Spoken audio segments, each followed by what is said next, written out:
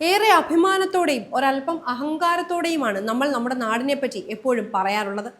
കാലാകാലങ്ങളായി പറയുന്നത് തന്നെ ദൈവത്തിൻ്റെ സ്വന്തം നാട് എന്നാണ്. വിവിധങ്ങളായ സാമൂഹിക വികസന സൂചികകളിൽ കേരളം ഇന്ത്യയിലെ മറ്റെല്ലാ സംസ്ഥാനങ്ങളെക്കാൾ മുന്നിൽ നിൽക്കുന്നതിനെ തലയെടുപ്പോടെ തന്നെ ഉയർത്തി കാണിക്കുന്നവരാണ് നമ്മൾ. എന്നാൽ ആ പുരോഗമന വാഴ്ത്തുക്കളെയെല്ലാം ലജ്ജിപ്പിക്കുന്ന വിധത്തിലാണ് സമീപകാലത്തായി ഇവിടെ നിന്നുയർന്നു കേൾക്കുന്ന അന്ധവിശ്വാസത്തിന്റെ ഞെട്ടിക്കുന്ന കഥകൾ. നരബലി മുതൽ ദുർമന്ത്രവാദവും ആഭിചാരവും വരെ തുടർക്കഥയാകുന്നു. അന്ധവിശ്വാസത്തിന്റെ മറവിൽ ചെറുതും വലുതുമായ നിരവധി സാമ്പത്തിക തട്ടിപ്പുകളും കൊലപാതകങ്ങളും വരെ പുറത്തു വരുന്നു. ഇതൊക്കെ പുറം ലോകം അറിഞ്ഞ സംഭവങ്ങൾ മാത്രമാണെങ്കിൽ ഇനിയും പുറത്തു വരാത്തതായി എത്രമാത്രം സംഭവങ്ങൾ ഉണ്ടാകും. അന്ധവിശ്വാസങ്ങളുടെ ന്യായാന്യായങ്ങൾ ചർച്ച ചെയ്യും മുൻപ് എന്താണ് അന്ധവിശ്വാസം എന്നുകൂടി നമുക്കൊന്ന് പരിശോധിക്കാം. പലയിടങ്ങളിൽ നിന്നായി നാം പല കാര്യങ്ങൾ ദിവസേന കേൾക്കാറുണ്ട്. അത്തരത്തിൽ ഏതെങ്കിലും മാർഗത്തിലൂടെ കാണുകയോ കേൾക്കുകയോ ചെയ്യുന്ന ഒരു കാര്യത്തെ സാമാന്യ ബുദ്ധിക്ക് നിരക്കാത്തതാണെങ്കിലും അത് പറയുന്ന വ്യക്തിയുടെയോ അയാൾ പ്രതിനിധീകരിക്കുന്ന പശ്ചാത്തലത്തിൻ്റെയോ പ്രത്യേകത കൊണ്ട് നാം വിശ്വസിക്കുകയും അതിനനുസരിച്ച് ജീവിതത്തിൽ പ്രവർത്തിക്കുകയും ചെയ്യുന്നു. ഇത് തീർച്ചയായും ആപേക്ഷികമാണ്.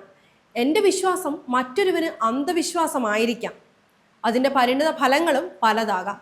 എന്നാൽ വിശ്വാസങ്ങളുടെ മറവിൽ ഇപ്പോൾ നടക്കുന്നത് കൊലപാതകങ്ങൾ അടക്കമുള്ള കൊടും ക്രൂര കൃത്യങ്ങളാണ്. എന്താകാം ഈ അന്ധവിശ്വാസങ്ങൾക്ക് കാരണം? ഭീതിയും പ്രലോഭനവുമാണ് ഇത്തരം വിശ്വാസങ്ങളുമായി ബന്ധപ്പെട്ടുള്ള ചതിയിലേക്കും ദുരാചാരങ്ങളിലേക്കും നയിക്കുന്നത്. തനിക്കോ തൻ്റെ കുടുംബത്തിനോ വരാനിരിക്കുന്ന ദുരന്തങ്ങളെക്കുറിച്ചോ സാമ്പത്തികമായ നഷ്ടങ്ങളെക്കുറിച്ചോ പറഞ്ഞ് ഭയപ്പെടുത്തുകയും അതിൽ നിന്നും രക്ഷ നേടാൻ ചെയ്യേണ്ട കാര്യങ്ങൾ പറയുകയും ചെയ്യുന്നു. ചെറുതായെങ്കിലും വിശ്വാസമുള്ള ആളുകൾ ഒരു അപകട സാധ്യതയെ ഒഴിവാക്കാൻ പറഞ്ഞപടി അക്കാര്യം അനുസരിക്കുന്നു.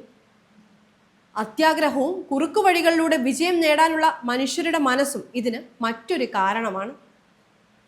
കേരളത്തെ നടുക്കിയ നരബലികൾ മുതൽ നെന്മാറയിലെ കൊലപാതകം വരെ വിവിധ സംഭവങ്ങളിൽ ആളുകൾ എങ്ങനെ ഇത്തരം അന്ധവിശ്വാസങ്ങൾക്ക് ഇരയായി എന്നതിൽ നിന്നും നമുക്ക് ഈ ഭീകരത തിരിച്ചറിയാം. അന്ധവിശ്വാസങ്ങളെ എങ്ങനെ നേരിടാമെന്നാണ് നാം ചിന്തിക്കേണ്ടത്. അന്ധവിശ്വാസങ്ങളെ പ്രതിരോധിക്കുന്നതിനുള്ള ശക്തമായ ഒരു നിയമനിർമ്മാണം തന്നെയാണ് നമുക്ക് ഏറ്റവും ആവശ്യമായുള്ളത്. എന്നാൽ സർക്കാരിൻ്റെ ആ നീക്കം വർഷങ്ങളായി പലവിധ സമ്മർദ്ദങ്ങളിൽപ്പെട്ട് ചുവപ്പനാടയിൽ തന്നെയാണ്. 2014 അന്ന് ADGP ആയിരുന്ന ഹേമചന്ദ്രൻ ഒരു നിയമം തയ്യാറാക്കി. അന്ധവിശ്വാസത്തിന്റെ പേരിലുള്ള ചൂഷണം തടയൽ ബിൽ 2014.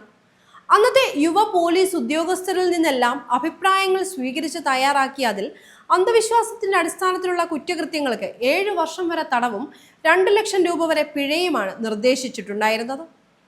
വിവിധ തലങ്ങളിലുള്ള ചർച്ചകൾക്ക് ശേഷം നിയമം കൊണ്ടുവരുമെന്ന് അന്ന് ആഭ്യന്തരമന്ത്രിയായിരുന്ന രമേശ് ചെന്നിത്തല നിയമസഭയിൽ അടക്കം ആവർത്തിച്ച് പ്രഖ്യാപിച്ചെങ്കിലും പിന്നീട് ഒന്നും നടന്നില്ല. ജസ്റ്റിസ് KT തോമസ് അധ്യക്ഷനായ നിയമ പരിഷ്കാര കമ്മീഷൻ 2019 ഒക്ടോബറിൽ തയ്യാറാക്കി കൈമാറിയ ദുർമന്ത്രവാദ ആഭിചാര ക്രിയകൾ തടയലും ഇല്ലാതാക്കലും ലക്ഷ്യമിട്ടുള്ള ബില്ല് ഇന്നും ഫ്രീസറിൽ തന്നെ. കുറ്റകൃത്യങ്ങൾക്ക് 1 വർഷം മുതൽ 7 വർഷം വരെ തടവും 5000 മുതൽ 50,000 രൂപ വരെ പിഴയുമാണ് ഇതിൽ നിർദ്ദേശിച്ചിരുന്നത്. ഇരകളെ പരിക്കേൽപ്പിച്ചാലോ കൊലപാതകം നടത്തിയാലോ IPC പ്രകാരമുള്ള വകുപ്പുകൾ ബാധകമായിരിക്കും. സർക്കാർ കൂടി നിർദ്ദേശിച്ചിട്ടാണ് കമ്മീഷൻ ഇത്തരം ഒരു ബില്ല് തയ്യാറാക്കിയതെന്നും ശ്രദ്ധേയമാണ്. ഏറ്റവും ഒടുവിൽ വിശ്വാസവും അന്ധവിശ്വാസവും തമ്മിൽ വേർതിരിവ് കൃത്യമായി നിർവചിച്ചിട്ടില്ല എന്ന് പറഞ്ഞ് കരട് ബില്ല് പിൻവലിക്കുന്ന സ്ഥിതിയിലാണ്. കഴിഞ്ഞ സർക്കാരിന്റെ കാലത്ത് 2018 ഓഗസ്റ്റിൽ ദുർമന്ത്രവാദവും അന്ധവിശ്വാസ പ്രവർത്തികളും നിരോധിക്കുന്നതിന് PT തോമസ് MLA സ്വകാര്യ ബില്ല് അവതരിപ്പിച്ചിരുന്നു. സമഗ്ര നിയമം നിർമ്മിക്കുന്നത് പരിഗണനയിലാണെന്ന് പറഞ്ഞ് സ്വകാര്യ ബില്ലിനെ സർക്കാർ അംഗീകരിച്ചില്ല. 2021 ഓഗസ്റ്റിൽ KD പ്രസന്നൻ അവതരിപ്പിച്ച കേരള അന്ധവിശ്വാസ അനാചാര നിർമ്മാർജ്ജന ബില്ല് എന്ന സ്വകാര്യ ബില്ലിനും ഇത് തന്നെയായിരുന്നു ഗതി. വിശ്വാസത്തിന്റെ മറവിൽ നടക്കുന്ന കുറ്റകൃത്യങ്ങളെ തടയാനുള്ള ഒരു നിയമം ഇന്നും നമ്മുടെ സംസ്ഥാനത്തില്ല.